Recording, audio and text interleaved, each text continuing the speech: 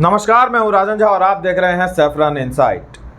अल्पसंख्यक कल्याण मंत्री किरण रिजिजू ने वक्फ संशोधन विधेयक लोकसभा में पेश कर दिया है, जिसे अब जेपीसी यानी ज्वाइंट पार्लियामेंट्री कमेटी को भेज दिया गया। विपक्षी दलों ने विधेयक का विरोध किया, इसलिए नहीं क्योंकि बिल में विरोध करने लायक बिंदु हैं, बल्कि इसलिए क्योंकि ये विपक्ष में है और सरकार द्वारा लाए गए हर बिल का इन्हें विरोध करना होता है। बिल में क्या गड़बड़ी है वे इस बात पर बात न करके कहते रहेंगे कि बिल संविधान विरोधी है, बिल मुस्लिम विरोधी है।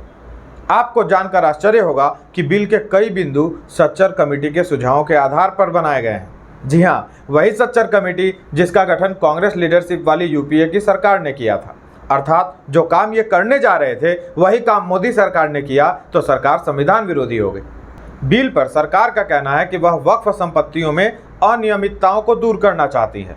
सवाल है कि अनियमितताएं दूर कैसे होंगी, तो चलिए इसे एक एक करके समझने की कोशिश करते हैं। दोस्तों सोचिए, यदि वक्फ बोर्ड किसी हिंदू की संपत्ति पर दावा कर दे, जैसा कि हमने तमिलनाडु में देखा, वहां 1500 साल पुराने मंदिर समेत हिंदुओं के पूरे गांव पर वक्फ ने दावा कर दिया। वक्फ के पुराने कानून के अनुसार ऐसे सिचुएशन में सुनवाई वक्फ ट्रिब्यूनल करेगा। अब वक्फ बोर्ड में केवल मुस्लिमों के शामिल होने से गैर मुसलमानों द्वारा वक्फ के विरुद्ध की गई शिकायत या चुनौती पर सुनवाई करने वालों में केवल मुस्लिम होंगे। तो पीड़ित पक्ष को इस बात का संदेह रहेगा कि मुस्लिम तो अपना साइड लेंगे, वो क्यों एक हिंदू को न्याय दिलाने लग गए। भले ऐसा ना हो, परंतु एक हिंदू वहाँ अपना रिप्रेजेंटेटिव तो चाहेगा ही। हमें यह नहीं भूलना चाहिए कि भारत एक हिंदू बहुल देश है और एक हिंदू बहुल देश में वक्फ के पास हिंदुओं की संपत्तियों पर दावा करने का अधिकार तो है, तो क्या उन्हीं हिंदुओं के पास स्वयं को डिफेंड करने का अधिकार नहीं होना चाहिए? कुछ लोगों का कहना है कि ट्रिब्यूनल के फैसले के बाद हाई कोर्ट में चुनौती दी जा सकती। इसके लिए संशोधन की आवश्यकता क्यों है? दोस्तों, इसकी आवश्यकता इसलिए है क्योंकि हर किसी के पास हाई कोर्ट में केस लड़ने की क्षमता नहीं होगी। एक तो उनकी संपत्ति दांव पर लगी है, ऊपर से उसे बचाने के लिए और खर्च करो। दूसरी बात है कि रोज कमाने और रोज खाने वाले लोग कोर्ट कचहरी के चक्कर में पड़ जाएं तो परिवार पर दोहरी मार पड़ती है और यह प्रक्रिया काफी जटिल भी हो जाती है, जिससे पीड़ित के पास संपत्ति खो देने के चांस ज्यादा हो जाते हैं। सरकार की कोशिश है कि वक्फ ट्रिब्यूनल में ही ऐसी व्यवस्था कर दी जाए कि गरीबों को कम खर्च करके कम समय में न्याय मिल सके। सबसे बड़ी बात है कि एक बार वक्फ की संपत्ति घोषित होने के बाद उस पर दोबारा क्लेम नहीं किया जा सकता। Once a waqf always is waqf, यह न्याय संगत नहीं लगता और इस वजह से कई विवाद भी सामने आए हैं।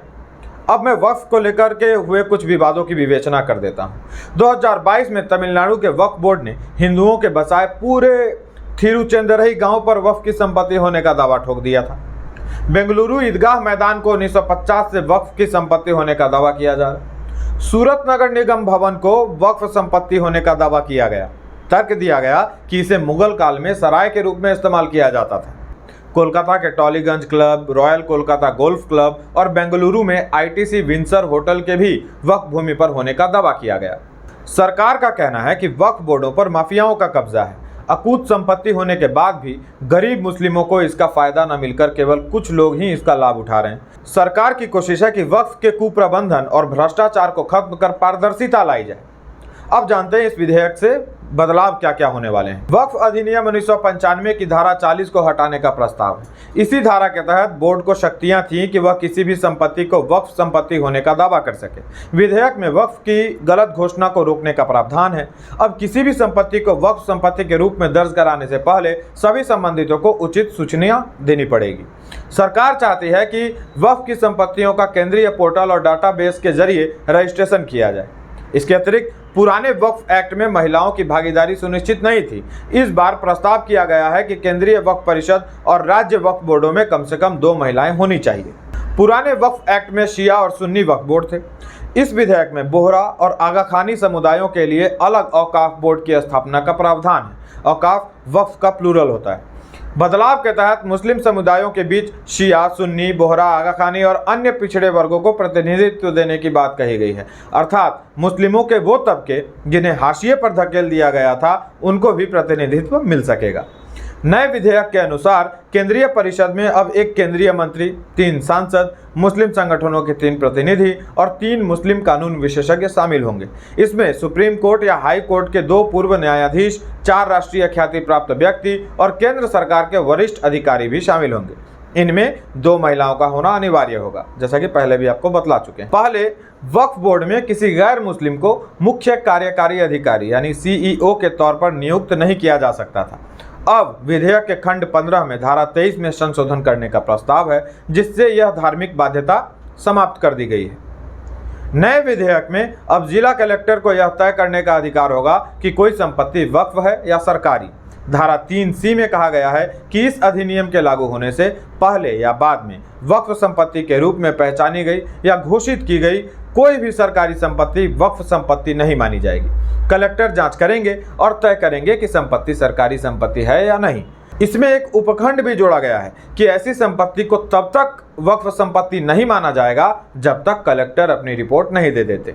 मौजूदा कानून के अनुसार दावा करने के बाद यह निर्णय वक्फ ट्रिब्यूनल करता है। धारा 3C के तहत विवादित भूमि पर तब तक सरकार का नियंत्रण होगा जब तक यह सिद्ध न हो जाए कि वह जमीन वक्फ की है। पहले जमीन वक्फ बोर्डों के पास हुआ करती थी। वक्फ संपत्तियों का सर्वेक्षण करने का अधिकार जिला कलेक्टर या डिप्टी कलेक्टर के पास होगा। उसके निचले अधिकारियों को यह अधिकार नहीं मिल सकेगा, जबकि पहले सर्वेक्षण करने वाले अधिकारी की नियुक्ति बोर्ड ट्रिब्यूनल द्वारा की जाती थी। नए विधेयक से केंद्र को किसी भी वक्फ का लेखा जोखा परीक्षण यानी ऑडिट कराने का निर्देश देने की शक्ति भी मिलेगी। नए कानून में वक्फ को मिलने वाली दान की परिभाषा भी बदल दी गई है। प्रस्ताव किया गया है कि केवल मुस्लिम ही अपनी संपत्ति वक्फ को दान दे सकेंगे, गैर मुस्लिम नहीं। दूसरी बात यह कि संपत्ति का कानूनी मालिक ही यह तय करेगा कि संपत्ति वक्फ को जाए अथवा नहीं। नए विधेयक में सरकार ने सुझाव दिया है कि वक्फ बोर्डों द्वारा प्राप्त धन विधवाओं, तलाकशुदा महिलाओं और अनाथों के कल्याण के लिए खर्च किया जाना चाहिए। सरकार का कहना है कि वक्फ से होने वाली कमाई गरीब मुस्लिमों के लिए खर्च होना चाहिए। अब जनता जनार्दन तय करें कि वक्फ एक्ट को लेकर सरकार की मंशा सही है या विपक्ष की।